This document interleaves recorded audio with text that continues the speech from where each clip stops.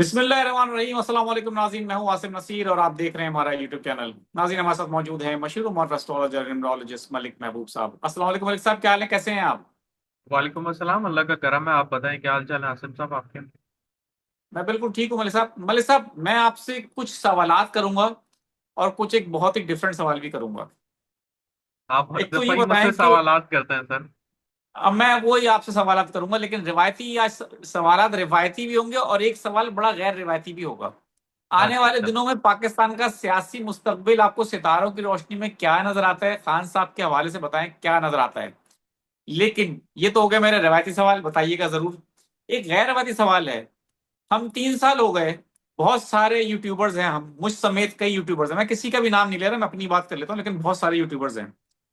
हम ढेरों वीलॉग करते हैं रोजाना, सैकड़ों, मैं समझता हूँ हजारों वीलॉग हो चुके हैं खान साहब की रिहाई के ऊपर। हजारों पेशन गोइयां हो चुकी हैं। हर एस्ट्रोलॉजर क्लेम करता है जी कि मैं, मुझसे बड़ा कोई एस्ट्रोलॉजर नहीं है, मेरी पेशन गोई दुरुस्त साबित हो गई है, लेकिन किसी की भी माजरत के साथ दुरुस्त साबित नहीं हुई। खान साहब की रिहाई के हवाले की बात कर रहा हूं मैं। इसके अलावा अगर बुरूज की बात की जाए, तो सारे दौलतमंद हो चुके हैं, पूरा पाकिस्तान, पूरी दुनिया, तमाम बुरूज दौलतमंद। मतलब लगता है ऐसा कि दौलत में खेल रहे हैं, लेकिन जाके देखो तो बेचारे, उनके हालात बदलते नहीं है।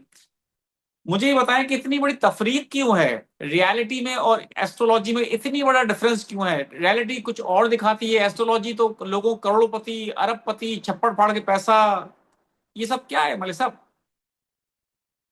आज लगता है आप अपने जो है ना एक्चुअल प्रोफाइल में आ गए हैं। जो आप न्यूज में काम करते हैं ना, लोगों से सवाल करते हैं और टफ सवाल करते हैं। आज आप उसी प्रोफाइल में आ चुके हैं। बिल्कुल, मैं चाहता हूँ लोग, और आप इसके लिए बेहतरीन इसलिए लग रहे हैं कि आप करते नहीं इस तरह के वीलॉग, तो मैं आपसे इसलिए पूछ रहा हूँ।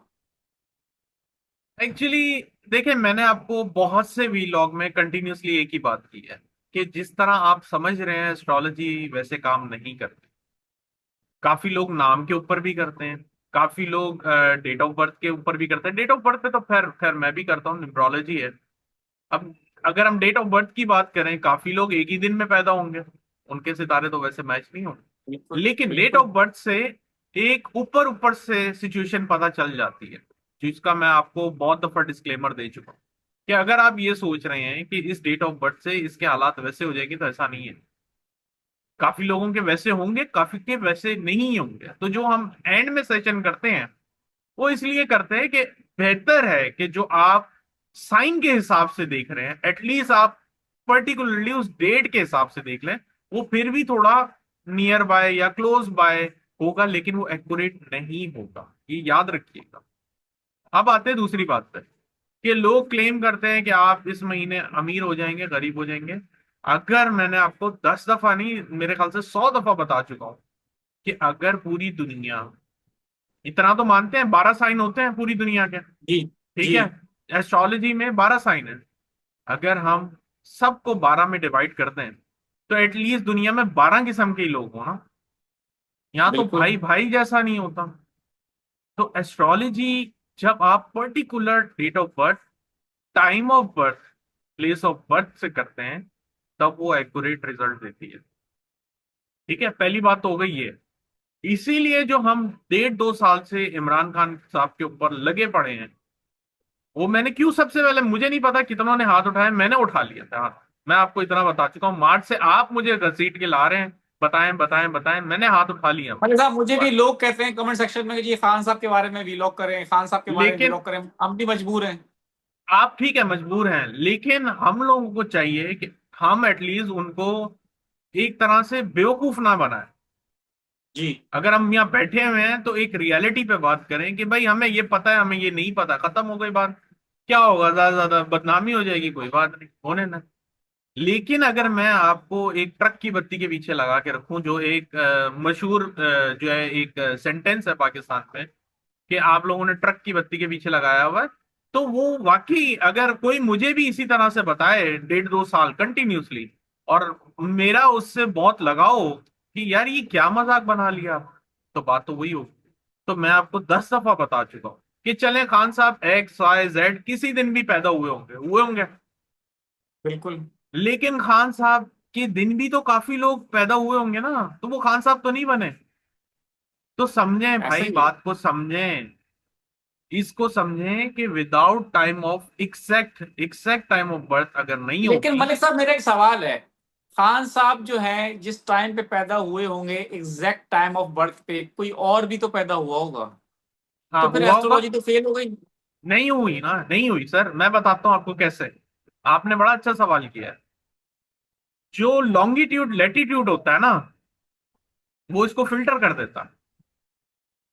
हाँ, प्रॉब्लम ये है, आपने सही बोला है, अगर खान साहब के ट्विन्स होते हैं, खान साहब के साथ कोई ट्विन होता, जो कि एक बड़ा बड़ा इंपॉर्टेंट बात है। अब ट्विन्स भी अगर आप देखें तो एक साथ एक ही टाइम पे पैदा नहीं होते, देयर इज अ डिफरेंस। जो D60 बिल्कुल। चार्ट होता है एस्ट्रोलॉजी में, D60 का जो चार्ट है, वो D60 सेकंड्स में चेंज होता है।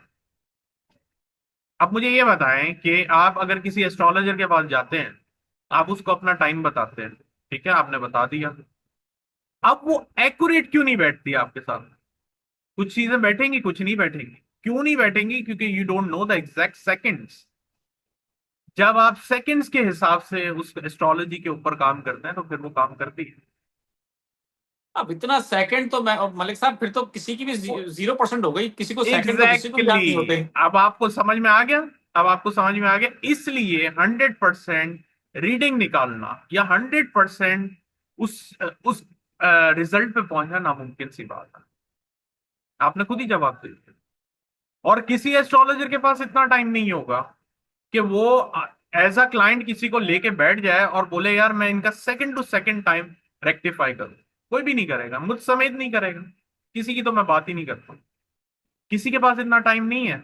आपके पास कम से कम 10 से 15 इवेंट्स होने चाहिए लाइफ के अंदर रेक्टिफिकेशन के लिए। अगर बर्थ रेक्टिफिकेशन करानी है, 10 से 15 मेजर इवेंट होने चाहिए आपकी लाइफ में। अच्छा, आपने आज टॉपिक किया और मैं इसको एलोबरेट करने में मुझे भी मजा आ रहा है। अगर आपको अपना बर्थ चार्ट या बर्थ टाइम रेक्टिफाई कराना है तो आपके पास 10 से 15 मेजर इवेंट, जैसे खुदा ना खास्ता एक्सीडेंट हो जाना, कोई मेजर इंसिडेंट हो जाना, शादी, बच्चे, नौकरी की पहली दफा लगना, ये सारे मेजर अगर आपके पास इंसिडेंट हैं तो आप किसी एस्ट्रोलॉजर के पास जाएं, उनके साथ डिस्कस करें कि अब मेरा आप टाइम टाइम रेक्टिफाई करें। मैं फिर भी 100% श्योर हूं कि वो सेकंड्स में नहीं जा तो सकता। इसका मतलब ये है कि जो हमें जो डेट ऑफ बर्थ के जरिए हमारा जायचा बनाया जाता है, जो एस्ट्रोलॉजर बनाते हैं, वो एक जनरल रीडिंग होती है। बिल्कुल, वो जनरल रीडिंग होती है, कंपैरेटिवली साइंस से थोड़ी बेहतर, लेकिन वो 100% नहीं होती सही। हंड्रेड तो वो परसेंट सही यानी कि नहीं होती। अगर इसका मतलब ये है कि अगर कोई शख्स अपना जायचा बनवाता है और वो कहता है जी मेरी डेट ऑफ बर्थ मिसाल के तौर पे 24/5/1972 है ठीक है।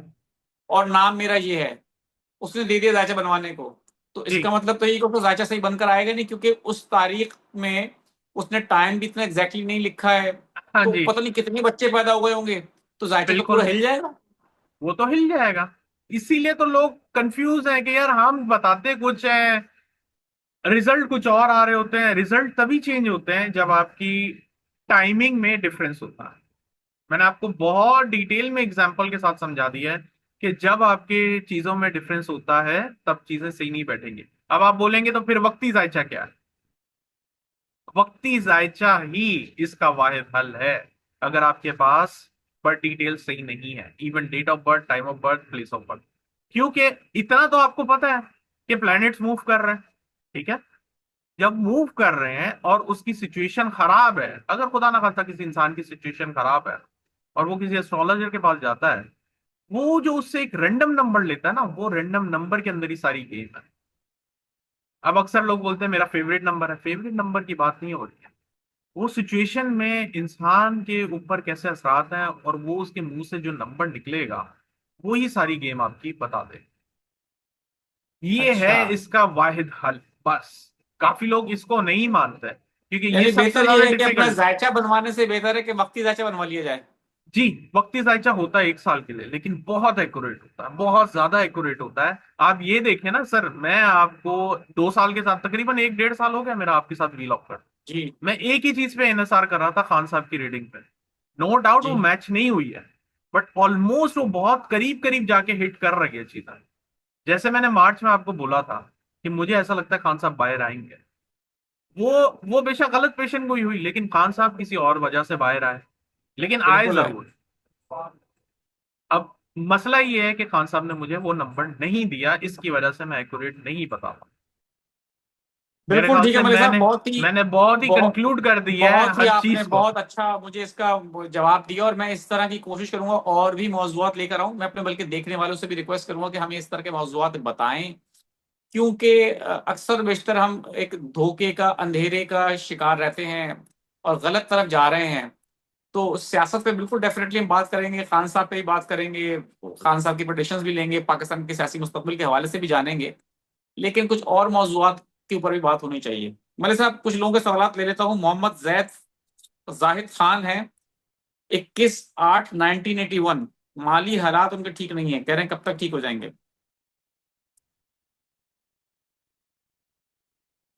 ये साल अच्छा है, इंशाल्लाह अगस्त के बाद बेहतरी आएगी। 17 जुलाई 1997, शादी कह रहे हैं नहीं हो रही है, कब तक हो जाएगी?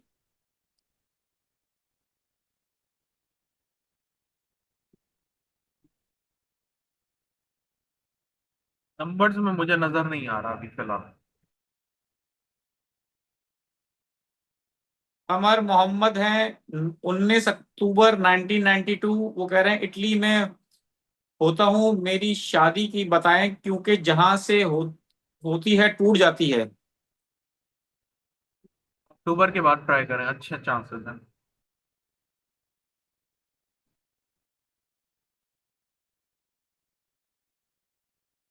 बिल्कुल ठीक है। बिलाल अहमद है, 12/4/1975, श्रीनगर से इनका सवाल है। मैं लास्ट ईयर से बहुत परेशान हूँ। मैं हर तरह की मैं हूँ, और हर तरह का उन्होंने कहा शायद कारोबार काम वाम किया है, अगले इस हवाले साल से के जान। अप्रैल के बाद बेहतरी आएगी, उससे पहले नहीं आएगी। बिल्कुल ठीक है मलिक साहब, बहुत बहुत शुक्रिया हमें वक्त देने के लिए। नाज़रीन, यहाँ हमारे बीलॉग का वक्त खत्म हुआ। मुझे और मलिक महबूब साहब को दें इजाजत। आखिर में हमारा वही पैगाम है, मुस्कुराएं, प्यार बांटें और अपने आसपास के लोगों का ख्याल रखें। अल्लाह हाफिज।